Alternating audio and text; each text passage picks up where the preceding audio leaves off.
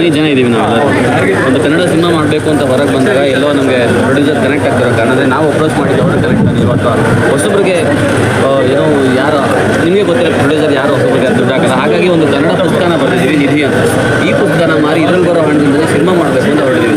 So ಹಾಗಾಗಿ ಒಂದು ಕರ್ನಾಟಕದ ಒಂದಷ್ಟು ಹಳ್ಳಿ ಭಾಗಗಳಿಗೆ ನಾವು ಟ್ರಾವೆಲ್ ಮಾಡಿ ಅಲ್ಲಿದ್ದಂಥ ಅಜ್ಜ ಅಜ್ಜಿ ಹಿರಿಯರು ಎಲ್ಲ ಭೇಟಿ ಮಾಡಿ ಅವ್ರು ಹೇಳಿದಂಥ ಸಣ್ಣ ಸಣ್ಣ ನೀತಿ ಕಥೆಗಳನ್ನು ಇಟ್ಕೊಂಡು ಅದರ ಆಧಾರವಾಗಿ ಬರೆದಿರೋ 5 ಕಥೆಗಳು ಇದರಲ್ಲಿದೆ ಸರ್.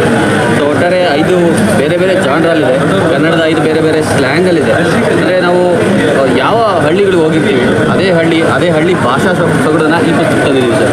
ಯಾರೋ ಓದುವಾಗ ಅದು ನಮಗೆ ಕನೆಕ್ಟ್ ಆಗಬೇಕು, ಇದು ನಮ್ಮ ಇದರಲ್ಲೇ ಇದೆ ಅನ್ನೋದು. ಸೊ ಹಾಗಾಗಿ ಒಟ್ಟಾರೆ ಸರ್ ನಾವೀಗಾಗಲೇ ಒಂದು 20-25 ದಿವಸಗಳಲ್ಲಿ 6,000 ಪುಸ್ತಕನ ಮಾರಿದ್ದೀವಿ.